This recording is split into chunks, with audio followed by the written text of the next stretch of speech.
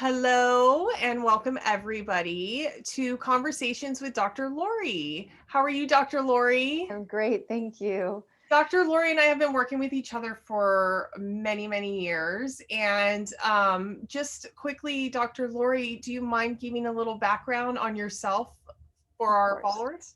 of course. Yeah, so I'm Dr. Lori Baudino, and I'm a licensed clinical psychologist here in California. And I'm also a board certified dance movement therapist, which just means that I use a lens of looking at the whole child through movement in the body, since our illnesses and challenges and experiences all happen in the body. We want to understand this kind of foundation of what is showing in the body, how kids communicate, and how we can best support them. I also have two children myself, and right here with you all doing homeschooling and working, and getting each day going each day as we go. So I'm really excited to answer questions. And as Susan, I say this is not a diagnosis or prescriptive, but just really a mindset, which is what your whole group is about.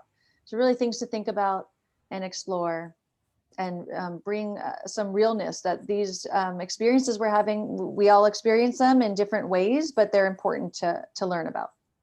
Absolutely. And that's why I love talking to you because not only do you teach it and support parents, but you're also a parent yourself. Yeah, So it absolutely. goes hand in hand, I feel sometimes. So, Yeah. And I didn't get to say, but I work with children like 0 to 18, you name it. I, am ready to explore it and find that capability and support for those children. absolutely. So, Yeah. let's get into some of these questions because there's some really, really great questions that are being asked in our mindful parenting group. And I Mhm. think a lot of them warrant a professional's opinion. Mhm. So, I've gathered just a few questions that I feel like you can really expand on. And the first one has to do with sleep. Um, Mhm. One of my so the favorite question, topics. yeah, and this is something that just comes up a lot in our group, just sleep routines. So this particular question says, I'm so exhausted, I'm drained, I can't make my 3-year-old go to sleep. It's already time, like the time is too late. It's 12, 1 o'clock in the morning, and he just says, I don't want to sleep and I don't like to sleep. So, what insights do you have on children that are having difficulty sleeping or creating that routine? Absolutely. Well, it's a fantastic question, and a very vulnerable place as a parent when you're so drained and so exhausted. You feel like you're at your ends, and so just bringing some humility that you're not alone is my first response, and just that it's so important that you talk about it. But it's also important to find out what's specific for your child, because there's so many different ideas out there and books out there. I do have to say my go-to book or resource would be Julie Wright with The Happy Sleeper. Hmm. And she does hold courses online right now, and really incredible information. So have to give her a plug, just because truly, I seen and experienced her work in such a beautiful way. And, some of the things I wanted to bring up about sleeping is that we want to look at it as like a moment in time. There are different ebbs and flows of sleep. I do have to say, consistently in my experience with children that have what we hear of this word sleep trained, they've cried out a lot. They've been put in a situation where they didn't have a choice about sleep in terms of like how to soothe. Mhm. I do tend to see a kind of a regression or a backtracking of the experience when they are around three, Mm. 2.5, 3, 4 years old, almost like they have to relearn what is sleeping about, what's the point of it. Mm. And so I see it differently from those that have really kind of had this indulgent, really beautiful relationship to sleep, and seeing how important it is, and that the family values sleep, and that sleep has become a really consistent pattern, that is really about soothing and connecting to this recuperation. So, that's one of my questions would be, how does this child, since birth, how did they relate to sleep? What was that like for them? Mm. And how can we bring some of that security back into sleep? Sleeping is a very vulnerable time. Now during COVID, it could be a very vulnerable time where a lot of downloading happens at the end of the day. They didn't get to download. There's been a lot of stressors, and now we're in the middle of the night and my head is spinning as the child. I've got lots of information and ideas, and I didn't get them out during the day. So we can see a lot of that happening. So what I tend to also look at is less about my child can't sleep and more about how do they soothe, Oh, and how do we get them into soothing, because how we allow a child to fall asleep is how they will fall asleep again and again and again, which means they fall asleep the same way during naps, they fall asleep the same way to go to bed. If they wake up in the middle of the night, they know they have the resources to fall asleep again in the middle of the night. So how do you do that at home? So really thinking about the sensory system. Does your child soothe through sound? Did the child soothe through touch? Are they like a twofer where they have to be holding their hair while they're sucking their thumb? So there's this tactile experience. Is it something that they have to be revved up? Are they a child that needs a lot of physical activity to then kind of, lull off? mhm. So explore the sensory system, explore what helps them soothe and work on that. Really giving them a moment to say, you're not wanting to sleep. You're right. You're not sleeping. And then bringing them back into their body. You're going to lay your head down and then just focusing on what is their body doing. You might recall in this example that the child is actually like eyes shut and so exhausted. And so we get out of their mind about them saying, I don't want to sleep. I don't want to sleep. And we say, you're right. You're not sleeping. You are laying in your bed and you're closing your eyes, and I'm right here with you. And we model for them and we practice with them. And so you get into a routine and a pattern, and it becomes, children seek this out. We all do. We love sleep. It feels so good. So those are, some starter things to think about and explore. Yeah, I love that. I really love how you validated the feelings. Like I see that you're not sleeping. I hear that you're not sleeping, and then kind of mirroring or joining in that routine to help them kind of calm their body, get back in their body, and then explore instead of saying, my kid's not sleeping and focusing on that, focusing on, the sensory part of it. I Yeah, really what's your like body that. doing? It makes Yeah. sense in my brain. That just really clicked to me that we need to focus on not so much the not doing it, but why they're not doing it, kind of taking it a level, peeling that level back. So I love that advice. Right.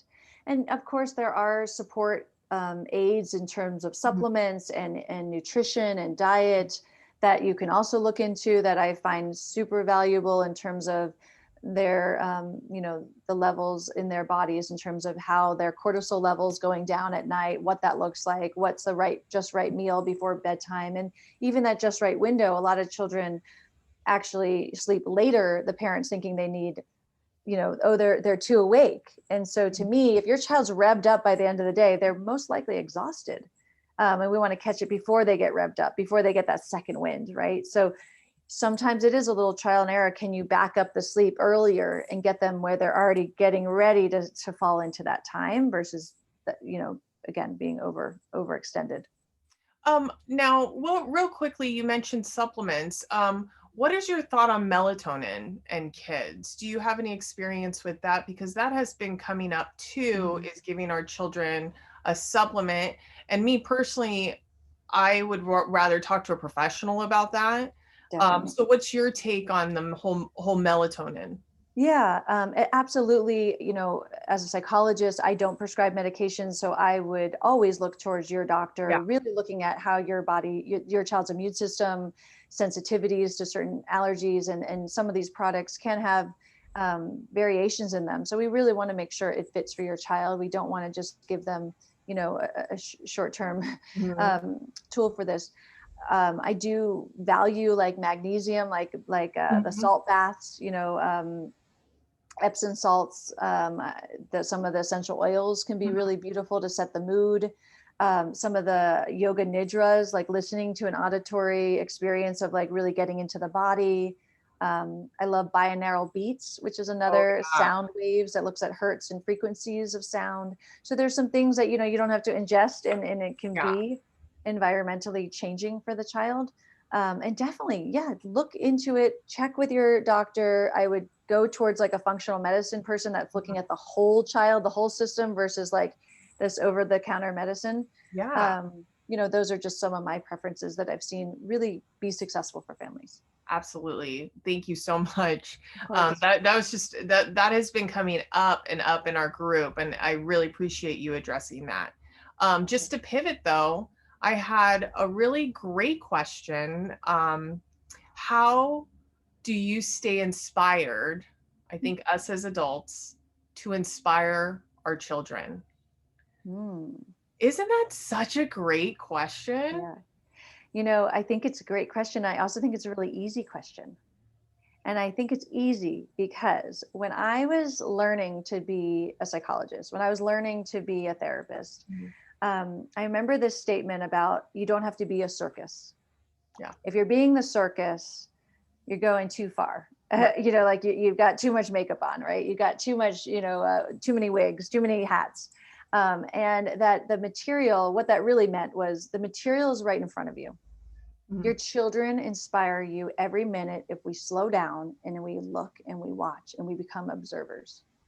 So I know that my children inspire me every day in their ability to be resilient, in their ability to keep moving, in their ability to take like a simple moment and like see something that I never even noticed.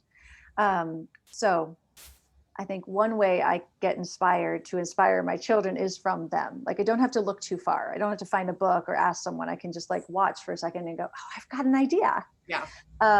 Susan, every morning this past 2 weeks, I've been doing morning meeting Mhm. before school. Cool. Nothing to do with academics, but really about like coming together. Mhm. And I listen to the kids and I think, what's going on with them? Maybe there's some ideas about sharing, or Mhm. maybe there's some ideas about things not feeling fair.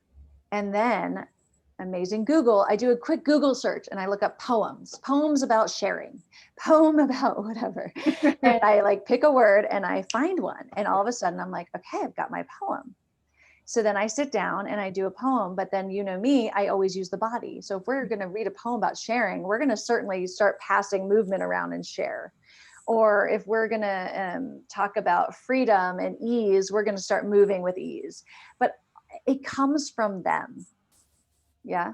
Yeah. So does that answer that? Is that fair to say that Yeah. that's how I get inspired? Absolutely. And I think it's really important to have those moments with our kids because, with everything that's going on right now in the world, it's so easy to just, pick up your phone and just be like, this and not paying attention because you're just trying to drown out, the world right now.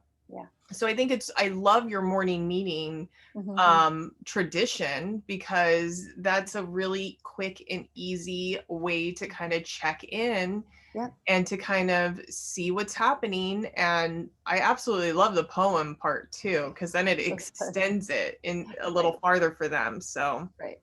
Yeah. absolutely, I love that. Yeah, and yeah, these little moments. And I also think it's important to, I think something that I've consistently seen, and it is true to my family specifically, is like we are yes people. We tend to say like, sure, let's Mhm. try it, let's figure it out, let's explore that.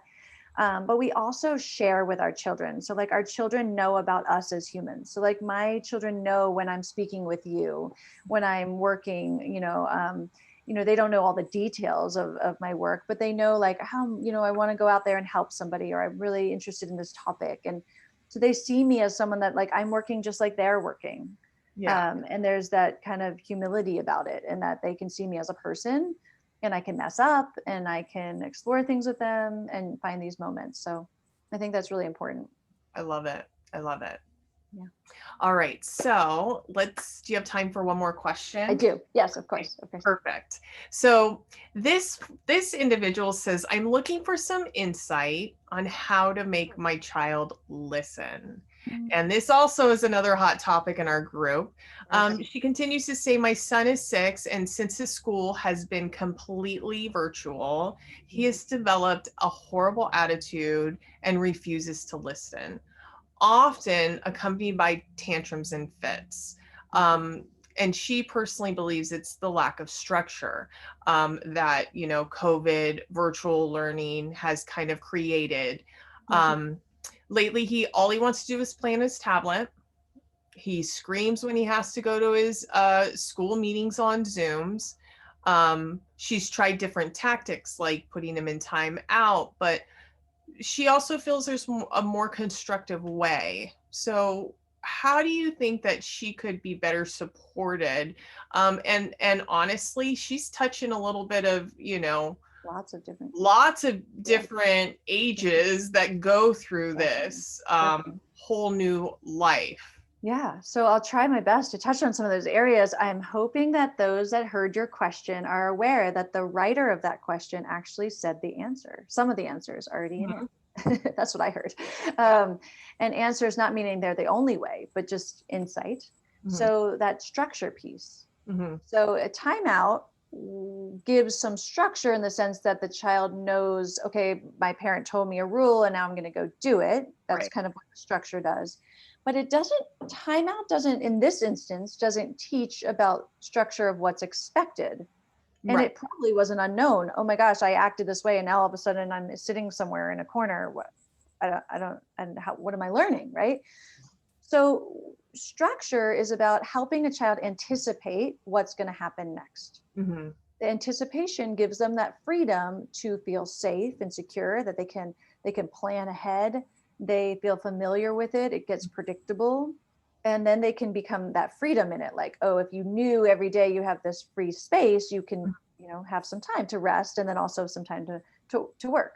So I really would love for this family to have some ways to predict and anticipate, when do I get that screen time and play my video games? Yeah. High reward. That child seeking reward, that child seeking a moment of control, a child seeking the time that no one else is telling him what to do. He can't mess up.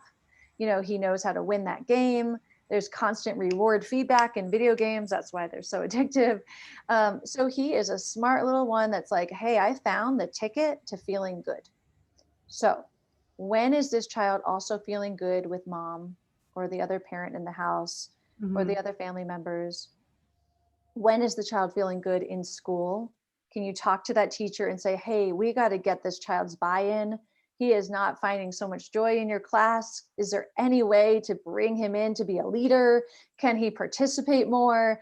Can he be called on less or more? Whatever it may be. Really partnering with these teachers to say, like, if your child is refusing to come on, we've got to make it enjoyable.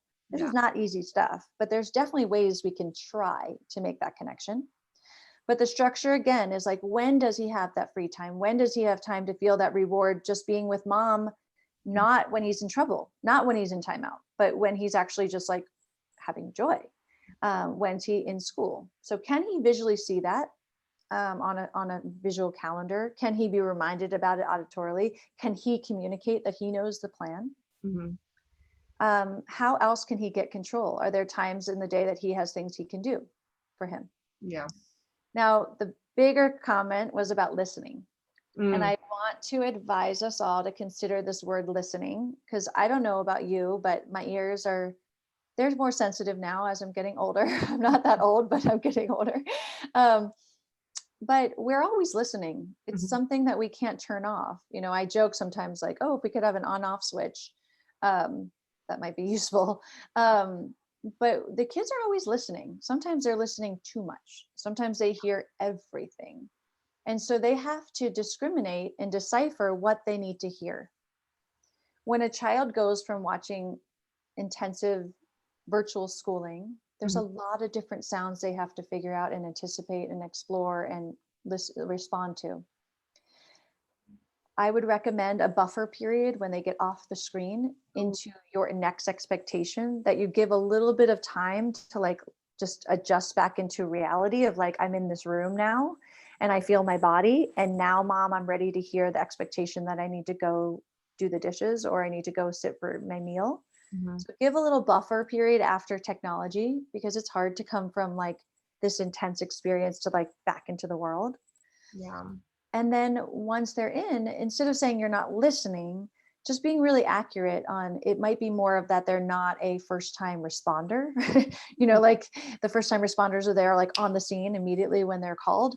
Like your child, they hear you, but they might not be doing the action. So Right. let's focus on the action part and less on like they can't hear, Hmm. and be very clear with them on like, I know you're hearing me. I see you're watching your video game, and that's really cool how that guy just jumped over that mountain. And now let's start our walk down the steps to our dinner table. Yeah. Um, so really focusing on like the action versus like he can't listen. Do you mind touching base? Something that you taught me, I want to say in the beginning of quarantine, is actually in our workshop. We the workshops that we were doing, you taught me that to enter play before it comes out, because that tool that you taught me like has saved quarantine for me, because Wonderful. it's taught me to kind of join him before I take him out. Do you mind Right. touching base on that? Yeah, yeah. It's really incredible because it's not only just like a tool, right? But it Yeah. actually connects with the body and the brain. Like it actually comes from like a science standpoint. So Oh, it's about, really bringing the child into the here and now. okay. And we do this all the time. I mean, I use the example of a parent texting. Like we're all new to the texting world. We're just as new as our children, but so when we get going, like it's hard to stop. Yeah. Or I don't know. I just started knitting again, and when I'm knitting, like I can't. I have to finish that line. I can't. I have to stop halfway. I'm like, hold on, I'm counting. So that feeling, if you can just envision that for yourself as a parent, like really think about like when you're in something, like how hard is it to like switch? Like can you switch fast? And some of us are awesome at it, and some of us are like, your child's like, mommy, mommy, mommy, mommy, Yeah. mommy, and you're not responding. You're Right. hearing them, but you're not like ready to change. So anyway, long story short, you how you do it is you acknowledge, you notice, you observe first your child. You walk into the room and you notice what they're doing. You say it, you narrate it. You say, I see that you're playing with your blocks. Hmm. Wow, I'm wondering which block you're going to be putting on next. Oh, whoa, you chose the red one? And they're like putting the red block on. So that's like a little one, right? And so like it's an older kid. Oh, you're watching Dora the Explorer. Oh, I see Dora is about to find the clue. Oh, I wonder what's going to happen. Pause. Hey, before Dora finds that clue, when she does, we're going to then turn off the TV and go eat some lunch. Okay? No, no, no, we're not. We're not. I want to watch a show. Yeah, yeah, yeah. We're going to put the show back on. But afterwards, we're going to walk down. Okay. After she finds that clue, you got it. Okay. And now we're on the same page. So you're joining what's happening. Okay. You get an older kid. They're listening to their tunes. Hey, Hmm. bud. And instead of you talking, because they're like in their zone, you lay next to them. Hey, what you doing? And you just lay, and their fingers are moving and you move your fingers, and maybe they let you hold their fingers, and you're like chilling out with them, and you're like, hey, I want to listen, and you're like, can I listen? And they're like, go away. And you're like just hanging out, and then you're like, okay, but wait a second, can I get your attention for a second? They take off their headpiece and you're like, hey, do you have a moment to come eat with me? Sure. Or, oh, after this song or after this call or whatever it is, and you've got a connection, right? So you're building this partnership. Mm. So that's kind of the ages, right? But the main focus is you're joining them with your body and your words. Join their language, and then you bring them into your language. Yeah. Yeah. And it's going to be a quicker response than trying to call them 15 times, have Hmm. them ignore you, and then yell at them for Hmm. why they weren't listening. And now you've just spent 20 minutes just being upset, and they're still not coming, when you could have been enjoying what they're doing for like a moment. And Yeah. now we're moving on. Yeah. I love that. Yeah. That little tip has really helped my relationship with my Oh, son, I because love he's hearing that. 14 and he's doing the video games, and Yeah. so it's hard to kind of get him away from that. Right. So, And and Susan, the last part of it is like it definitely goes towards the goal of like as a parent or as a partner or as a friend, you also will get to a place where you can be like, hey, we got to go, and you run. yeah, So Yeah. like, it's not that you have to always be like, oh, let me lay down next to you, but it builds the rapport so they Right. trust you. And then they know like, oh my gosh, mom means business. We got to go. And Yeah. other times she, can join me. And So it also makes me feel good as a mom. Like, yeah. because I was doing, like, I'm guilty. I was doing this, come on, let's go, let's go. Like, and I wasn't having that transition. But once I started having that transition, like, I felt better as a mom that I was able to kind of connect with him a little bit more. And I feel like because of that little tiny tweak, Yeah. like our relationship is a lot better, Yeah. especially during the transitions. Now, it took time for him to just, snap out of it without that teenage attitude. But, Mhm. once, it was consistent, Yeah. you know, And it teaches respect too. I mean, I think yeah, that mindfulness, bigger picture, is these are not an always kind of response. There's an ebb and flow to all of this. It's not like every time do this. you're It, right. it it's that like our children's work is their play. It's Yeah. their time with their friends, even on social media. Yeah. Hopefully it's monitored and safe and Yeah. agreed upon. But all their social time, all their listening to music, all their shows, this is their work. This is important to them. Yeah. And we want them to respect our work. And I Mhm. have to say, I have two children, right? And they respect my work. When I'm doing something, they are not interrupting me, because when they're doing something, I don't interrupt them Yeah. unless I join them first or I explore with them or we set up a plan. And it's not always perfect, but Right. I know from experience, just like whether it's clinical as a psychologist, but also in my own personal life, that it builds that interchange, that exchange. Yeah. Yeah. I agree. Yeah. Well, thank This you is too fun. You've got so such a great group of questions. Yes, People. thank you so much Yeah. again for joining me. I really appreciate you taking the time. Where Oh, can we find you if somebody needs a little extra support? yes, please do. And other resources that I can provide, other providers, professionals. It's so important to get that whole picture for your child. So it's my name, dr.loribadino.com. So that's my website. And on there, you can find blog posts and ways to contact me. So drloribadino.com. All right. Well, thank you Or so from Susan from your group. much. Let's or keep or the in the questions group. coming. All Yeah. right. Well, thank you so much, You're welcome. Dr. Lori. Have a Thank great you.